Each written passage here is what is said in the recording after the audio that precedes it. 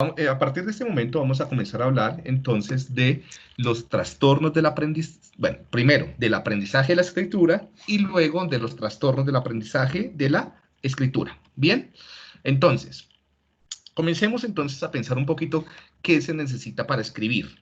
¿Sí? ¿Qué creen ustedes que sea importante cuando uno adquiere la escritura?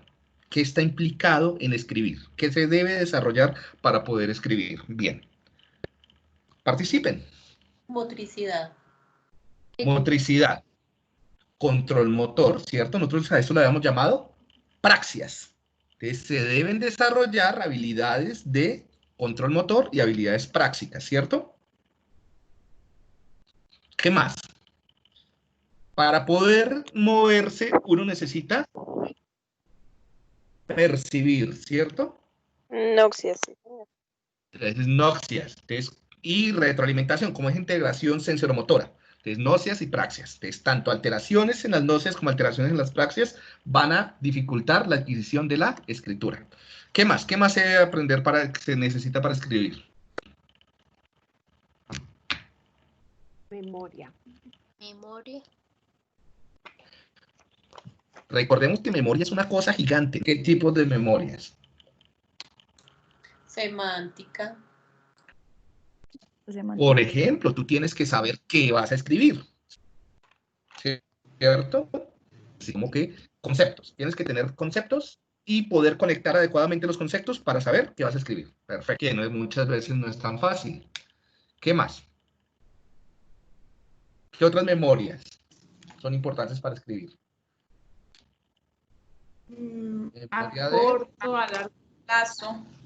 De trabajo, por ejemplo. La memoria de trabajo va a ser esencial porque tú necesitas un componente central de la escritura es planificar lo que vas a escribir, como tener un objetivo, ¿cierto? Plantearte un objetivo de escritura, o sea, la idea que yo quiero escribir, y saber cómo las acciones gráficas que estoy haciendo me permiten, y gráficas, ortográficas y gramaticales, me permiten plasmar esa idea, ¿cierto? Todo eso es memoria de trabajo, ¿no? O sea, poder unir todo. Adicionalmente, hay otras funciones ejecutivas asociadas a la memoria de trabajo acá que son muy importantes. Por ejemplo, el automonitoreo. Tú necesitas estar registrando permanentemente que lo que estás haciendo, lo estés haciendo bien. ¿Sí? Ok. ¿Qué más? ¿Qué otras funciones?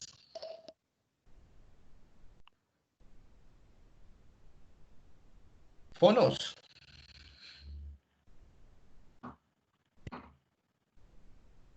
¿Dónde están mis fonos? Funciones lingüísticas. ¿Qué aspectos lingüísticos son relevantes para la escritura? ¿Aspectos fonológicos?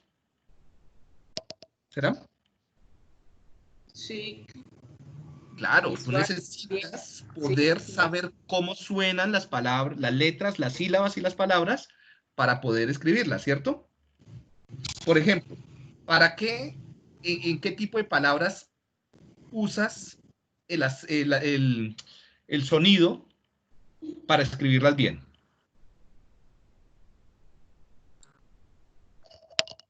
Piensen cuando ustedes están escribiendo, ¿cuándo tienen que decir la sílaba para, o cómo suena para poderla escribir bien?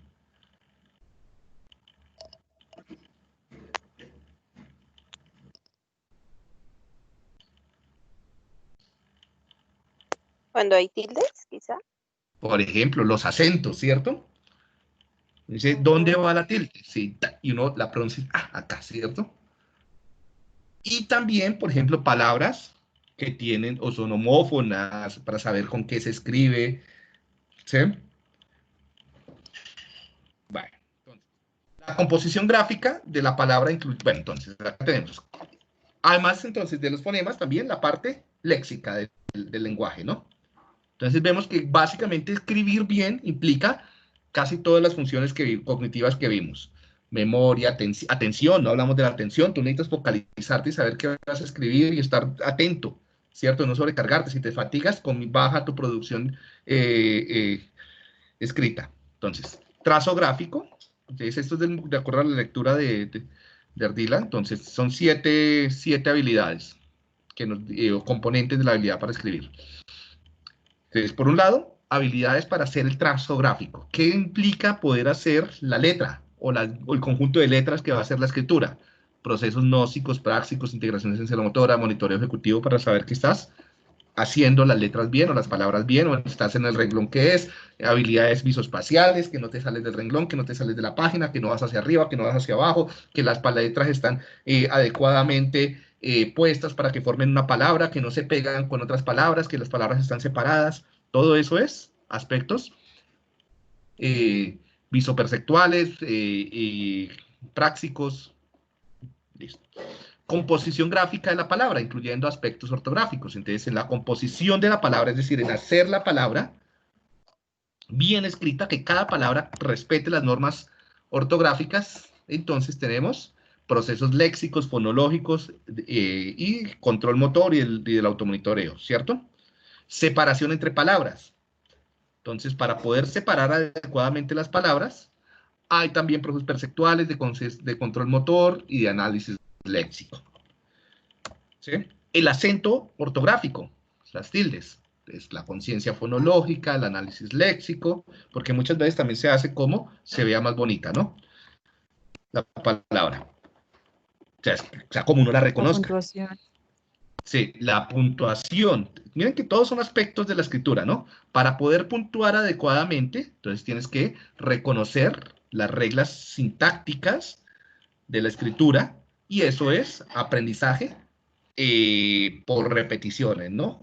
Hacerlo y hacerlo, pero también necesitas memoria a largo plazo y memoria semántica para recordar. Muchas veces esto se hace a través de reglas, de normas que nos han enseñado, ¿no? Todas las palabras que tengan estas terminaciones, todas las palabras, siempre después de estas palabras va una coma, siempre después, ¿sí?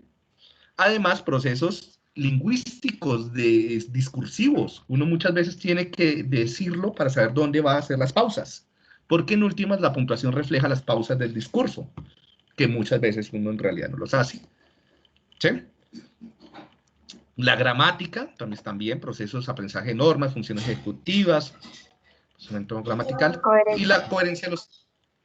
Y el séptimo componente de la escritura sería la coherencia textual. ¿Sí?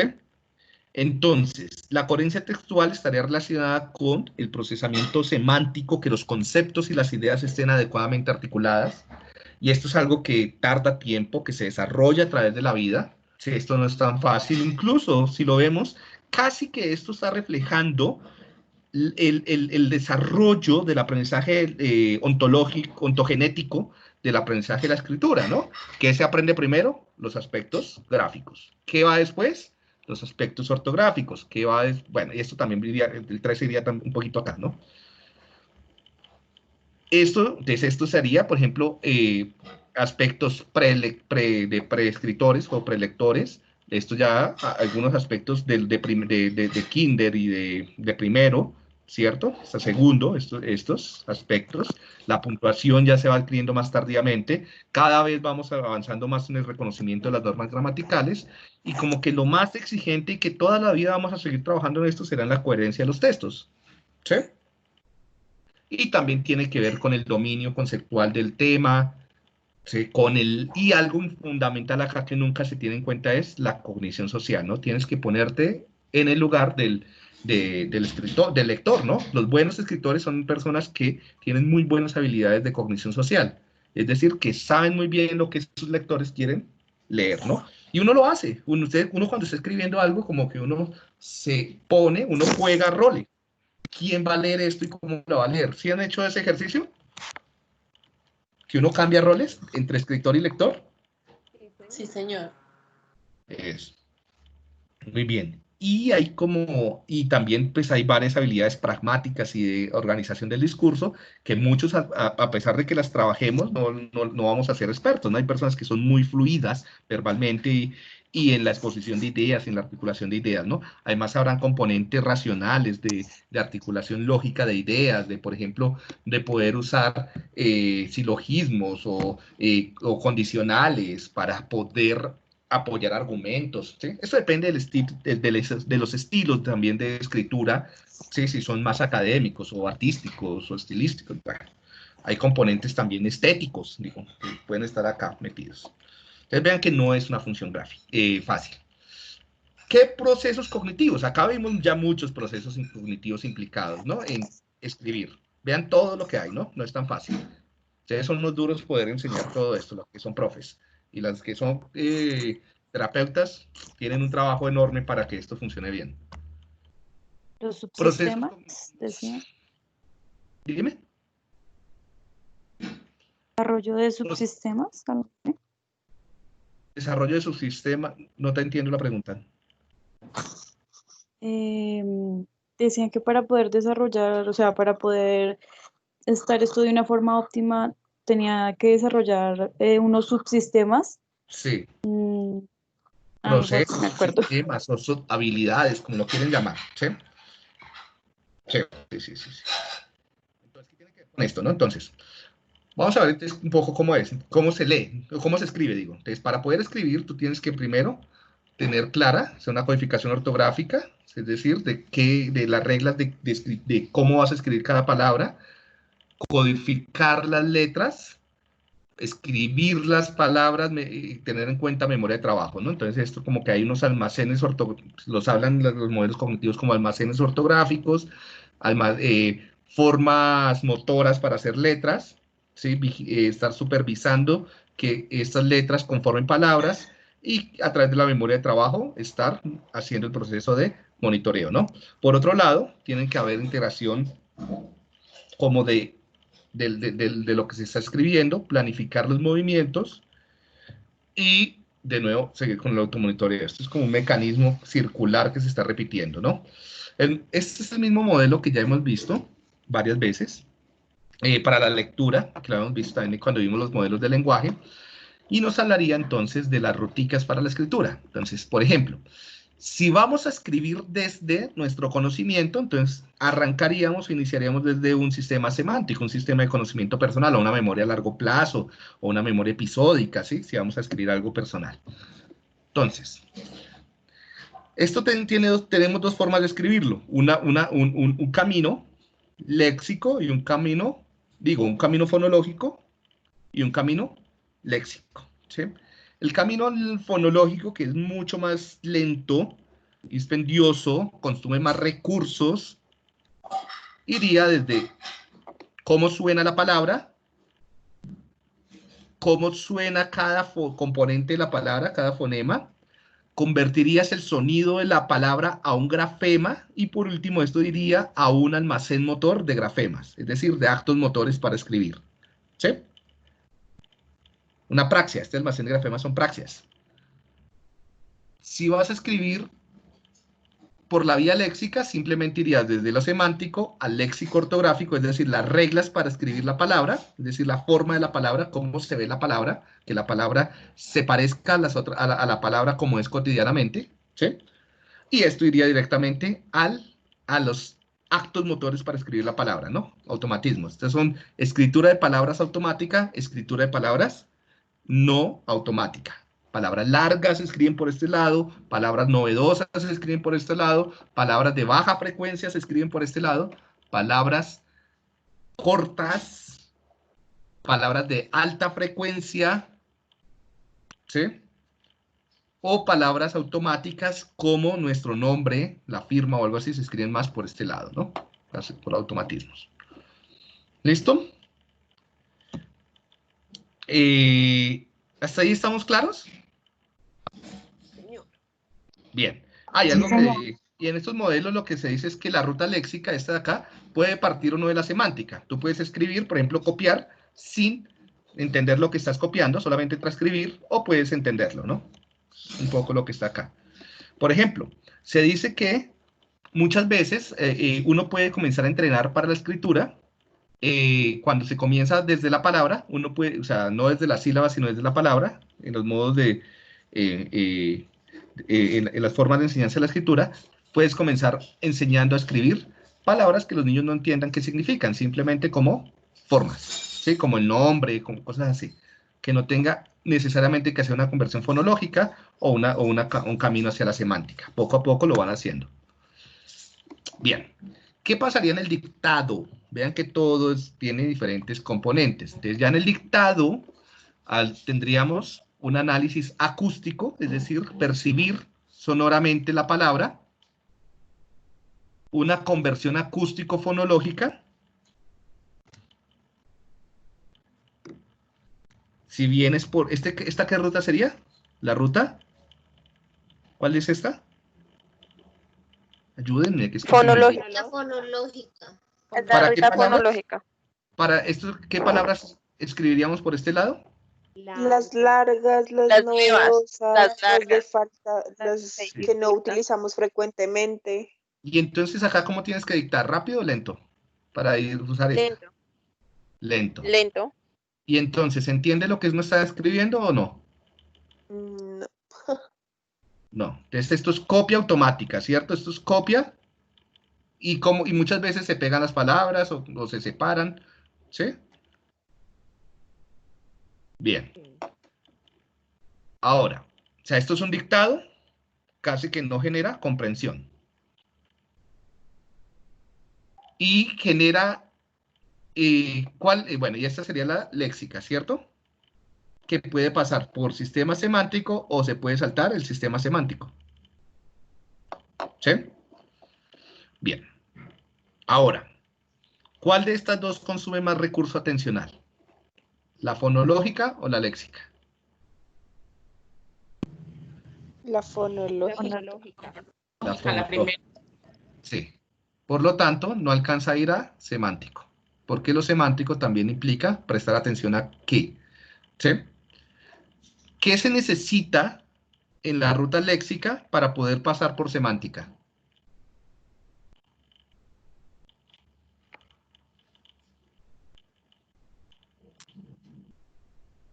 ¿Qué características debe tener la escritura para que puedas usar recursos atencionales para saber o entender lo que estás escribiendo? Memoria y atención. Memoria Sí. a largo plazo. Perfecto, memoria a largo plazo y atención, sí.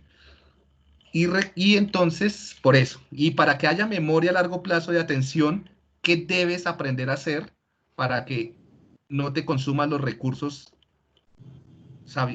prestando la atención a las palabras? Automonitoreo. Automatización. El automonitoreo antes exige más recurso atencional, ¿sí? Automatización. Entonces, para poder entender lo que estás escribiendo, como ustedes lo están haciendo ahora, debe automatizarse la escritura, ¿cierto? Se deben, ¿y cómo se automatiza algo? Entrenando, practicando. Practicando, sí. Ahí sí nada que hacer. ¿Sí? ¿Quiénes de ustedes saben manejar? ¿Conducir auto? Yo. Muy bien. Pero ¿Cuánto tuvieron que ellas entrenar cambiaron para a poder llantas. conducir? Muy bien. ¿Cuánto tuvieron que entrenar para hacerlo? ¿A la primera pudieron manejar bien? No, Ah, muchas veces. muy Como bien. 6 meses. Muy bien. Entonces los niños necesitan entrenar mucho cómo se hace cada palabra y cómo se articulan las palabras antes de entender lo que están escribiendo. ¿Sí? Sí, señor. Por eso, dictar no es una buena estrategia didáctica para enseñarse conocimientos semánticos. Porque no se entiende lo que se está escribiendo. Simplemente se transcribe. O copiar tampoco. O sea, esos profesores que copian un tablero y se van y entonces después lo borran y creen que esa ya es la clase, no funciona. Porque para saber semánticamente lo que existe, lo que hay ahí, necesitas primero haber automatizado esto. ¿Sí? Pero para un niño de primero de primaria, sí se necesita para que reconozca su grafema y fonema. Total. Pero entonces el objetivo no es la semántica, el objetivo No. es la Eso no automatización. La automatización, sí, señor. ¿Sí? Pero es que muchos dicen, voy a enseñar, esto es una clase de ciencias, entonces le voy a enseñar los mamíferos. Y escribe todos los mamíferos y dejan que ellos copien, sin explicar, sin entender, sin charlarlo, ¿sí? Ah, ok. Y después le hacen la previa y pues No. la pierden. ¿Qué pasó? Ok. Entonces, claro, tienes que saber muy bien que eso fue el ejercicio que hicimos al principio del primer taller, ¿se acuerdan? El objetivo de la actividad. Piensa qué quieres hacer con esa actividad, para luego saber qué recursos cognitivos está consumiendo esa actividad. ¿Sí? En últimas, esa tablita y eso que hicimos en el primer taller es una guía didáctica. ¿Sí? Sí, señor. Bien, y miren, entonces copia. Entonces, ahora, para copiar, ¿qué era lo que decíamos? Copiar sin entender. Análisis visual, conversión grafema-fonema, almacén de fonemas, reconversión grafema, fonema-grafema, almacén de grafemas, procesos motores y escritura, ¿no? ¿Dónde puede fallar? En cualquiera de esos niveles, ¿no? Si no ves la palabra, entonces no puedas a poder copiar. Pero si no ves la palabra, no puedes copiar, pero sí puedes escribir por dictado. O desde semántica, ¿no? Que es lo que le pasaba a la niña que vimos que tenía un 6 casi excepcional, ¿no? ¿Qué pasa si no logras hacer conversión grafema-fonema? Que es lo que le pasa a esa niña. Es lo mismo, ¿no? Puedes tener formas de dislexia que van a alterar la escritura, pero en copia, más no en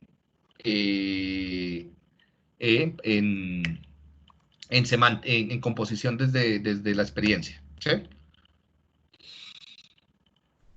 Ya, ¿qué pasa si tienes alteraciones en estos, en el almacén de grafemas, en los productos motores? En los productos motores vas a tener muchas alteraciones motoras adicionales, falta de coordinación, no vas a poder bailar bien, no vas a poder saltar, no vas a poder tener parálisis o vas a tener hipertonías, hipotonías, ¿sí? Bien, y si es solamente los grafemas, entonces sería un problema para hacer las formas gráficas simplemente, que es muy raro. Bien, otra vez las mismas rutas acá, un poco más complejas ya con todo, ¿no? ¿Qué pasa si estás desde el lenguaje, es decir, si copias, si es en dictado, si es desde si tienes que ver el objeto y decir qué objeto es, o si tienes que copiar desde la escritura, ¿no? O sea, si es dictado, si es traducción de un objeto visto, o si es copia, pues van a haber diferentes procesos, ¿no? Entonces acá si es dictado, entonces veremos esta ruta fonológica principalmente, ¿no? Si es lo mismo, esta sería fonema, grafema, no léxica. Esta ya sería usando la ruta léxica, ¿sí? Y esta sería usando la ruta léxica no semántica, y esta sería la ruta léxica semántica, ¿sí? Lo mismo. Tun, tun, tun, tun. Bien. Igual eso es después estudiarlo bien con detenimiento, que es lo mismo que hemos venido tratando, ¿no? Bien. Esto es de nuevo una de las gráficas que ya les mostré, y es cómo, de acuerdo al modelo de automatización, el cerebelo y los circuitos cerebelosos son esenciales para aprender a escribir, ¿sí? Para liberar recursos, para saber cómo se escribe, ¿sí? Bien. Algunos componentes neurobiológicos de la escritura. Bueno, antes de eso. Primero, pensemos que la escritura no es una propiedad del cerebro. O sea, los cerebros no evolucionaron para escribir, ¿sí? La escritura es una herramienta de la cultura, casi como una herramienta tecnológica. Es algo que los seres humanos inventamos para controlar el mundo, para operar sobre el mundo, para ganar control sobre el mundo. Básicamente las herramientas que es lo que nos permiten hacer, ganar control sobre el mundo, ¿no? Un martillo, unas tijeras, ¿sí? Cualquier herramienta. Y la escritura es una de las herramientas más poderosas que tiene la humanidad para controlar el mundo, ¿sí? ¿Por qué creen que la escritura sea una herramienta tan poderosa para controlar el mundo? O sea, no habría cultura como la conocemos, con edificios, carros, aviones, ¿sí? Medicina y demás, sin escritura. ¿Por qué creen?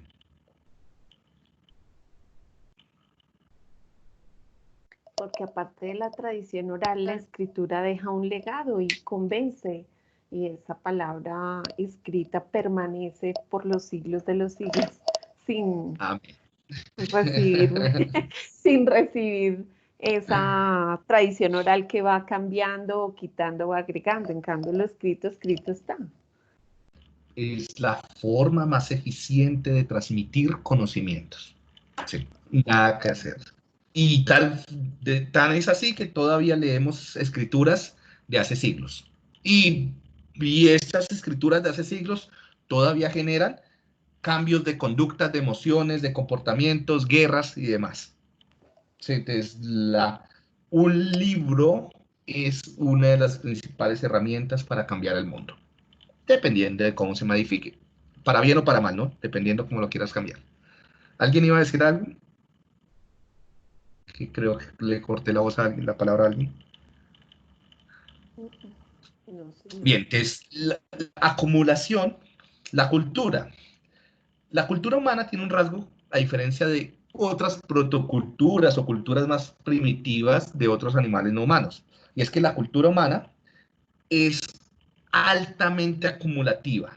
¿Sí? Las herramientas humanas se acumulan en conocimiento y en usos. Básicamente no tanto la herramienta, sino el uso de la herramienta. ¿Vale? Los chimpancés, muchas aves, pueden usar herramientas para manipular el mundo y para conseguir diferentes comida o educar o hasta para jugar, ¿sí? Pero solamente los humanos pueden acumular entre generaciones el uso de herramientas, y cada acumulación no solamente es una acumulación sumativa, sino que genera transformaciones y genera cambios en el uso de las herramientas. Esto es tecnología, ¿sí? Y gracias a eso estamos acá. Para bien o para mal, ¿no? Como quieras analizarlo. Dañamos el mundo, lo controlamos, como quieras verlo, ¿no? Bien. Entonces, adicionalmente, la escritura permite cambiar, moldear el cerebro. Aprender a leer y escribir cambia la forma como las personas piensan. Cambia la organización del pensamiento y las posibilidades de acción sobre el mundo.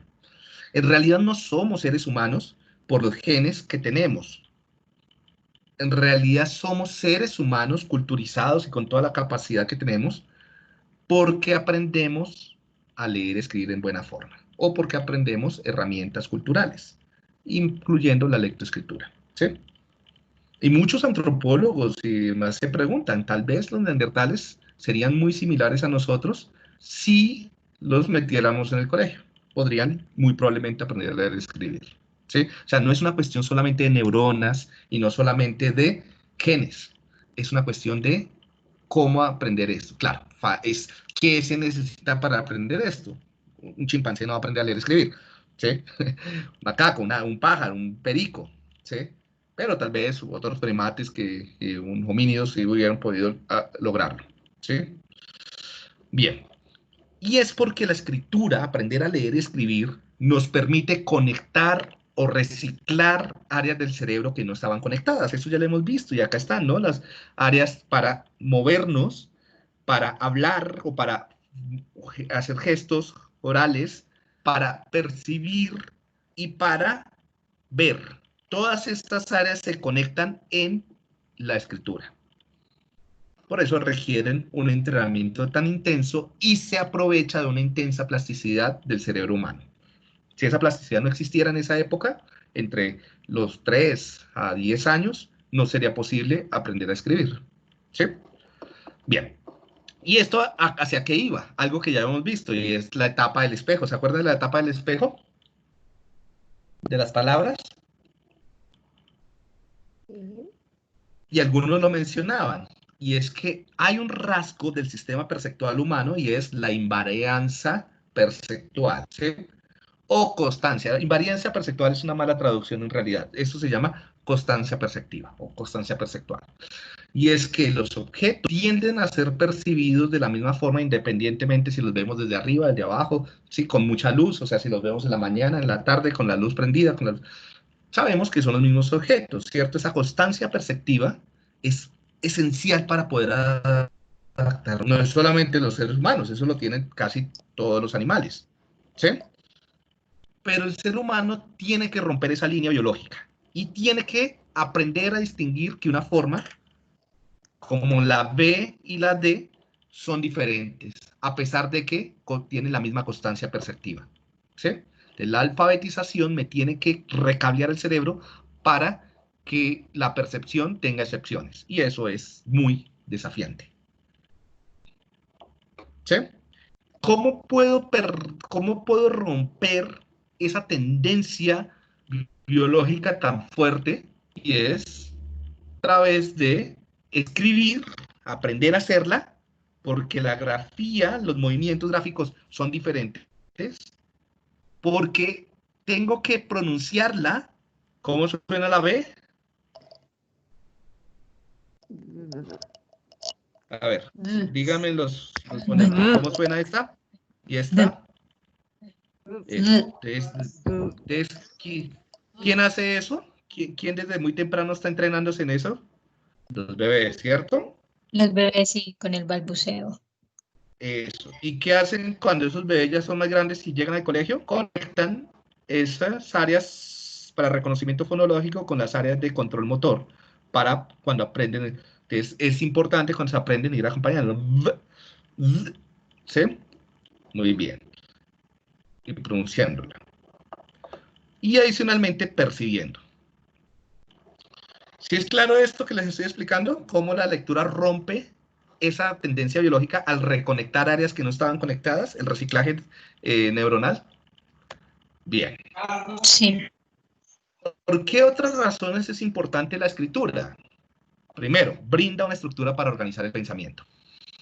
Algo que sabemos es que la forma como escribimos le da un formato a nuestro pensamiento, ¿sí?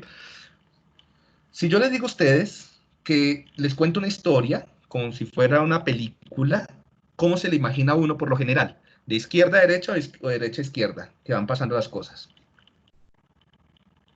De izquierda a derecha. De izquierda a derecha, por lo general uno ve, y las tiras cómicas que vienen como, o que están soportadas en esta escritura, vienen de izquierda a derecha, ¿cierto? Cierto.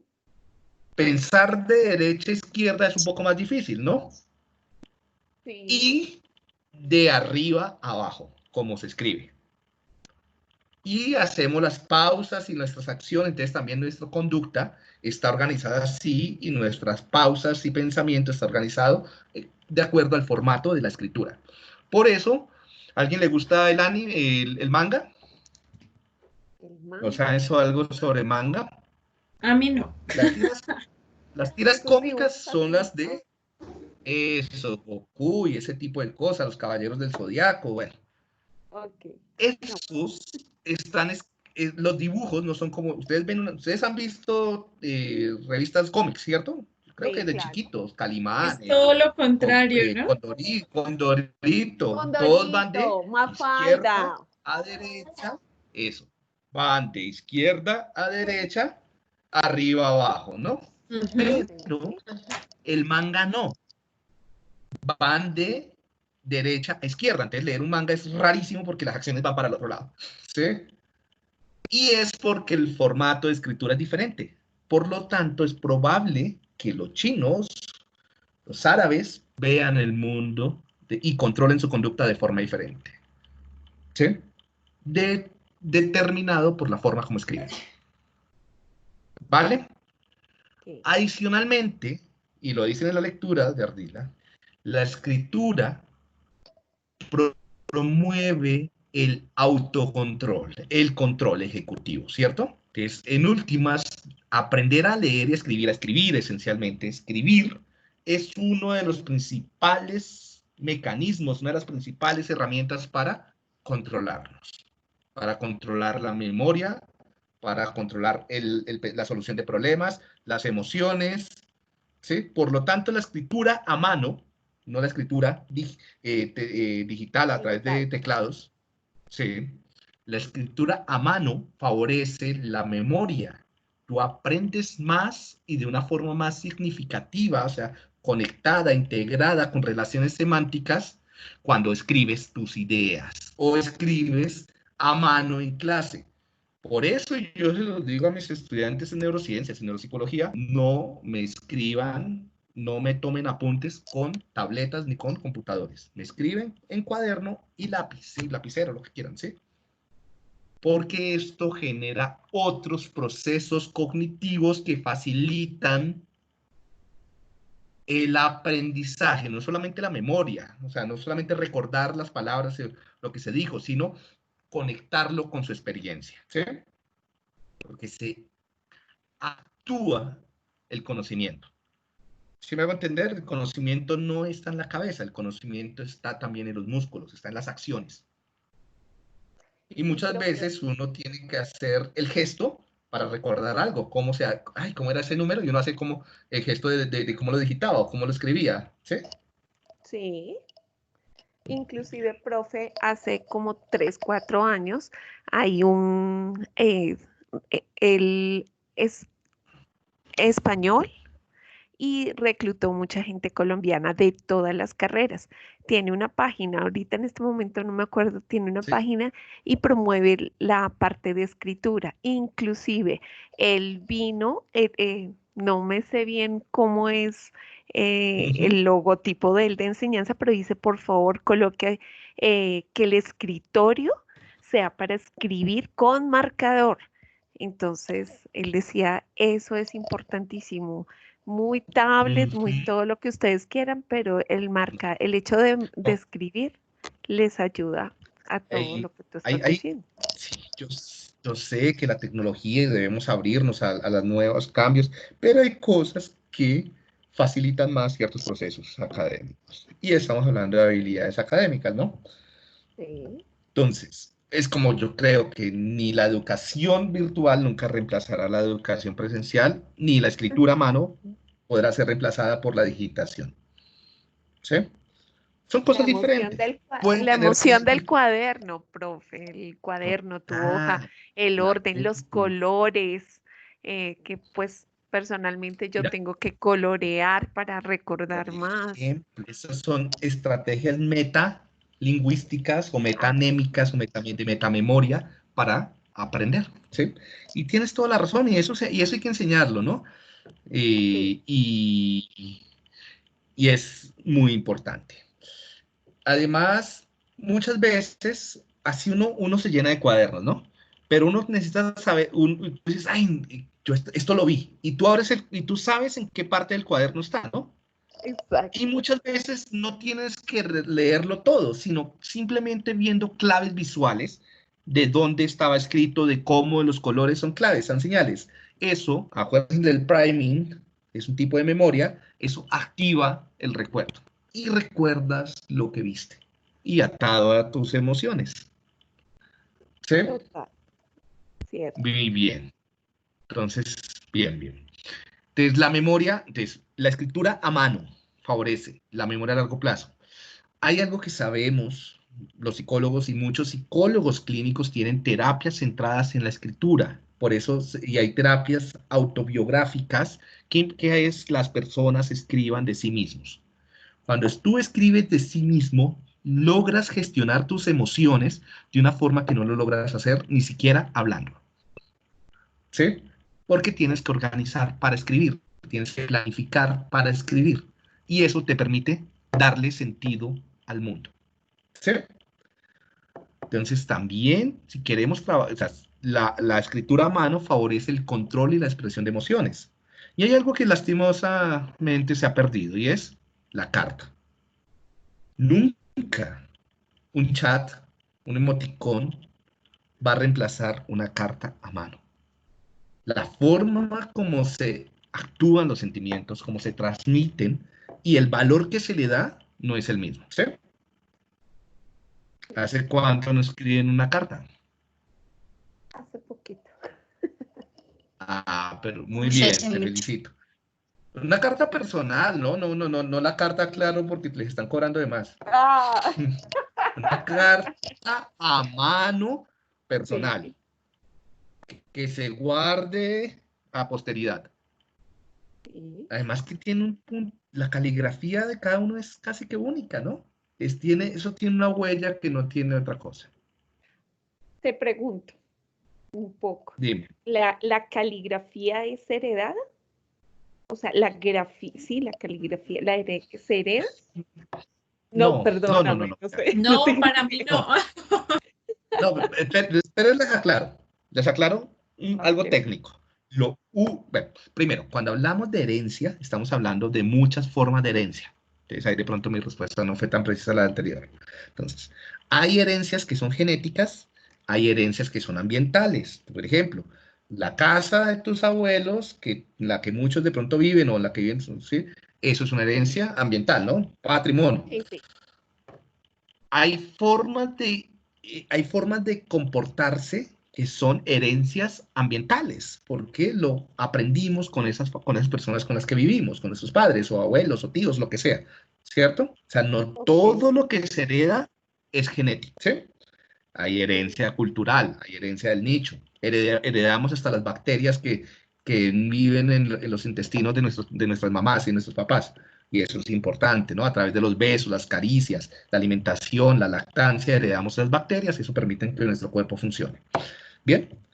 Otra parte es la herencia genética. Entonces, hay que aclarar, porque yo creo que cuando tú me preguntabas que si la caligrafía se hereda, es herencia genética. Sí. Y si es herencia genética, no. Oh. Los genes no transmiten fenotipos. O sea, los genes no transmiten conductas. Ningún rasgo de conducta, temperamento, demás, se hereda. Los genes lo único que transmiten es moléculas. ¿Sí? Claro.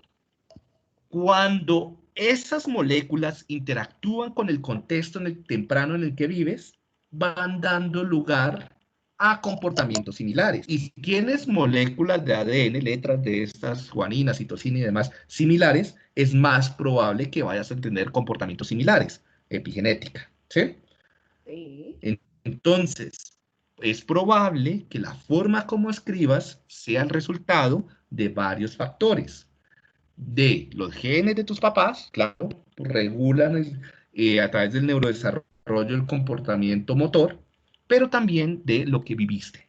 ¿Sí? Entonces, estrictamente es el resultado de una herencia genética, una herencia ambiental y una vida individual. Oh. ¿Sí me hago entender? Por eso en algunas personas se va a parecer más que en otras, dependiendo de muchos factores. No es tan fácil, o sea, qué pena no darles respuestas tan causales y directas, pero pues por lo general lo interesante tiene respuestas complejas. Y por último, bueno, lo otro que no se puede hacer es interpretar estilos de personalidad a partir de la grafía, ¿no? Eso sí, y eso yo sé que hay estudios y hasta carreras y hasta posgrados en diagnóstico de la personalidad a través de la caligrafía, y no sé, ahí sí, como con las brujas, ¿no? Que quiera creer, que crea. Hay evidencias a favor, evidencias en contra, pero pues no hay una teoría consistente de por qué no, bueno, o de neurocientífica mejor, ¿sí? O sea, que tú puedas saber que esa caligrafía va a ser desde psicópata o algo. Es complicado, mejor dicho, como con todo lo que es proyectivo. También la escritura es esencial para resolver problemas, ¿no? Problemas aritméticos, problemas en ciencias, en lo que sea. Escribir a mano te permite organizar tus ideas para resolver un problema, hasta económicos. ¿Sí? Entonces hagan las cuentas también a mano. Y lo que ya les dije, ¿no? La escritura es una de las herramientas más poderosas de la humanidad. Bueno. Enseñanza de la escritura. Ahí yo esto le había puesto unas animaciones, me quedan al revés, pero bueno. Entonces, de acuerdo a este modelito, acá les dejo, acá está el artículo, ¿no? Ustedes ponen eso interno y pueden acceder al artículo, que está de acceso gratis. Entonces, de acuerdo a esas personas, esto es más o menos como una guía grande sobre cómo enseñar a escribir. Entonces, primero centrarse sobre aspectos logográficos, que sería antes de comenzar la escritura propiamente dicha.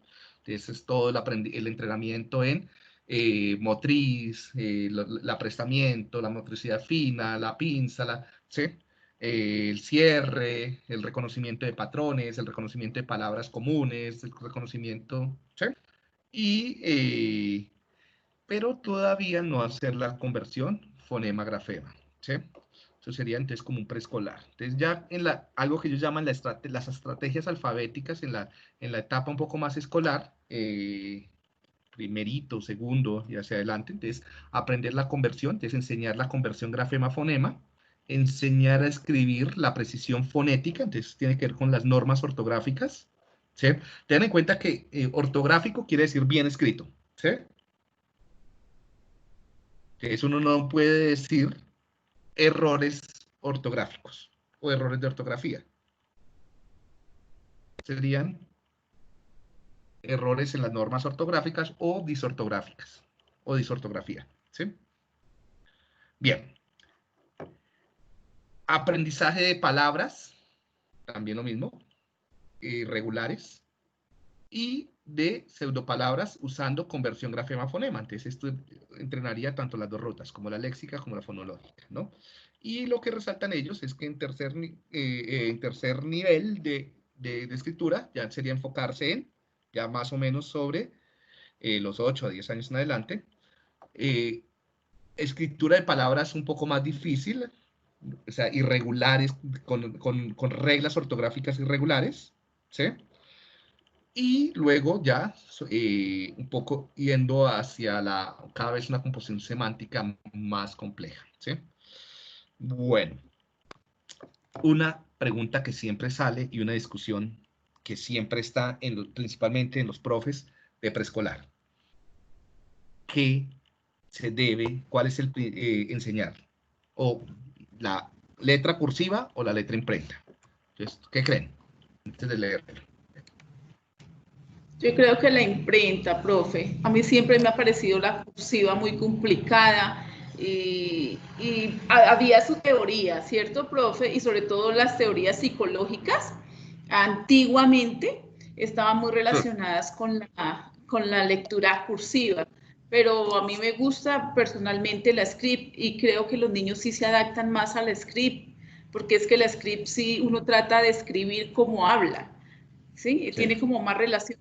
La otra a mí me parece que no se aplica. Además, cuando en los colegios se obligaban, pasaba algo. Los chicos escribían muy bien y tenían hasta letra bonita, no hay que negarlo, hasta quinto de primaria, pero ya en el bachillerato no la usaban y en la universidad pues menos. Y eso es pues como antes enseñaban taquigrafía, ¿no? Sí, yo aprendí. Y mecanografía. Y mecanografía, sí. Le salía sangrecita a uno ahí de esos dedos con esas máquinas roder pesadas.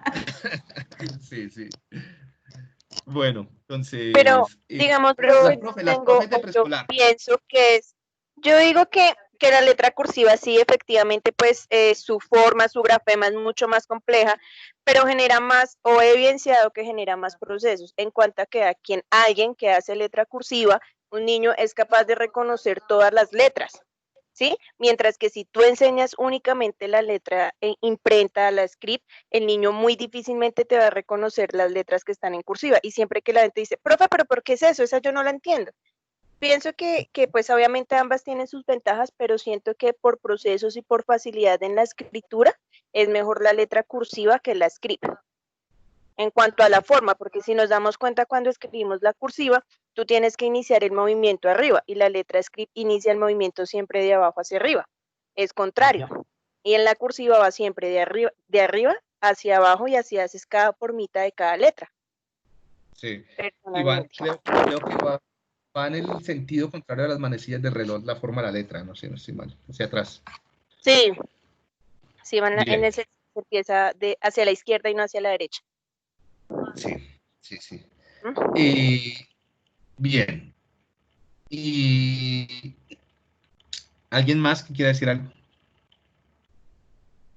Mira, profeta, yo pienso que la letra cursiva es excelente siempre y cuando haya un profesor que la sepa hacer muy bien y haya apoyo en casa, o si no, a estos chiquitos se les vuelve, sobre todo a los pequeños, se les vuelve un sancocho, porque lo que leen está en imprenta y lo que hacen en el colegio está en cursiva y necesita uno, afortunadamente o desafortunadamente, necesitamos el apoyo en casa y si no la saben hacer, eso termina el chiquito más perdido.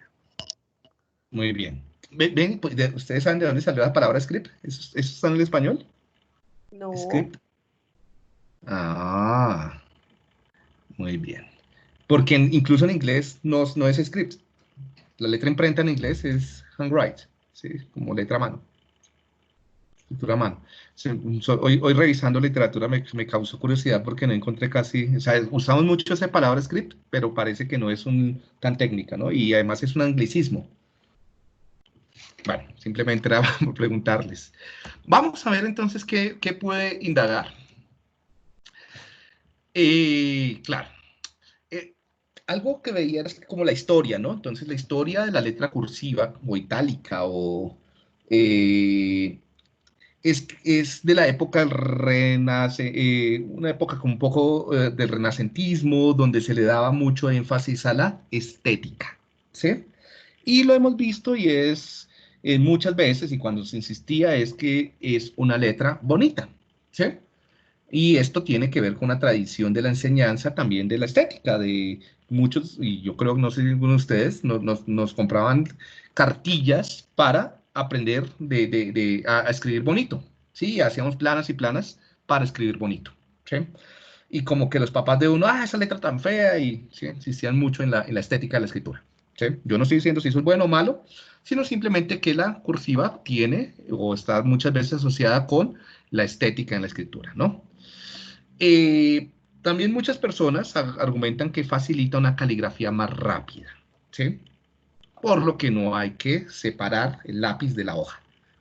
Bien, ahora, yo esto lo tenía con animación, te iba apareciendo cada cosa, pero bueno. ¿Qué se ve en la investigación que hice hoy rápidamente? Sigue estando la polémica, ¿cierto? Y en general, la cursiva en algunos momentos puede comprometer el reconocimiento léxico, porque el reconocimiento léxico depende de la habituación, o más que la habituación, depende de la frecuencia con la que se percibe un patrón. Si tú un patrón lo percibes frecuentemente y tiene un uso frecuente, ese patrón se reconoce de forma mucho más eficiente. ¿Qué pasa? Que en nuestra sociedad pocas veces vemos letra cursiva. La mayor en las tiendas, en el periódico, en general, lo que vemos es letra imprenta. Y además que también eso hay que las letras en muchos textos, incluso la imprenta, por ejemplo, la A no es similar, ¿no? En el periódico y en los libros, bueno, no sé. Entonces hay que, la escritura a mano. Entonces, la letra, entonces esto es algo que tenemos que tener en consideración, y es que muy probablemente, en casos excepcionales, vamos a tener exposición a cursivas. Y lo que ustedes dicen, si el profesor no la maneja adecuadamente, hay limitaciones. Porque es que también muchas veces se hace por costumbre, o sea, que en este colegio enseñamos de primero, de kinder a primero, a tercero, cursiva. ¿Por qué? Porque sí, porque siempre se que las monjitas decían que tenía que ser así porque es bonito. Por herencia, por tradición, ¿sí? Pensémoslo porque pueden haber niños que son muy pilos y la agarren fácil, ¿no? Pero siempre pensemos en los que tienen problemas de reconocimiento visual. O sea, les estamos saturando o les estamos poniendo desafíos o palos en las ruedas adicionales, ¿sí? O sea, si tú tienes problemas para reconocer y te pongo más tareas de reconocimiento que no son cotidianas, es probable que vas a desarrollar un problema de lectura o escritura, ¿sí? Algo más determinado por la pedagogía que por las condiciones propias del niño. ¿Sí? Exige más esfuerzo para el control motor en algunas personas, ¿sí? ¿Por qué? Porque muchas de la grafía, la caligrafía de la letra imprenta, muchas veces requiere más movimientos o movimientos más curvos que pueden dificultar que algunas personas que no pueden controlar bien los movimientos se les dificulta se les dificulte más, ¿no? ¿Eso qué va a hacer? Que tengan que concentrarse más en cómo hacen la letra. Si tú te concentras más en cómo haces la letra y que la estés haciendo bien, vas a quitarle atención a qué escribes o para qué escribes. ¿Sí me hago entender? Entonces, vuelvo y digo, esto va a perjudicar a las personas que tienen problemas para la coordinación motora, o para hacer los movimientos. Y lo que les preguntaba, el sentido, porque en algo que leía, que no me quedó tan claro, decían que definitivamente, tal vez en los movimientos principales en los diestros, y también por el sentido de la escritura, es más fácil escribir, hacer los movimientos hacia el sentido de las manecillas del reloj que en el movimiento, que en el sentido contrario a las manecillas del reloj, aunque en la letra imprenta también hay movimientos hacia que van hacia el otro lado, ¿sí? Igual o sea, estas dos cosas, tanto la percepción como la motricidad, se sacan adelante y lo logras hacer bien, siempre y cuando no tengas problemas. Si tienes problemas, esto los va a exacerbar, ¿sí? Puede generar mayor atención voluntaria y una consecuencia de estar más atento o más concentrado en algo es que te estresas más. Puede ser que algunos niños se estén estresando más para escribir porque les cuesta mucho. No es la letra de uso cotidiano y de acuerdo a algunos autores puede favorecer errores ortográficos, ¿sí? Porque también tiene que ver con el uso y recuerden que los errores ortográficos dependen de cómo tú ves cotidianamente las palabras escritas, ¿sí? Bien, es un poco sobre el chequeo, pero igual es una letra bonita y en algunas personas puede facilitar la división entre palabras, ¿sí? Porque separas bien las palabras. Imprenta, lo que vi, es la de uso común, favorece el reconocimiento de palabras cotidianas, favorece la conversión grafema-fonema. ¿Por qué? Porque le puedes prestar atención a cómo está sonando cada una de las sílabas o de las grafías, ¿sí? Y lo que a largo plazo puede favorecer el desarrollo de la conciencia fonológica, de acuerdo a algunos estudios. Bueno, ahí está. Creo que esos artículos los dejé en la carpeta también, de donde saqué esto.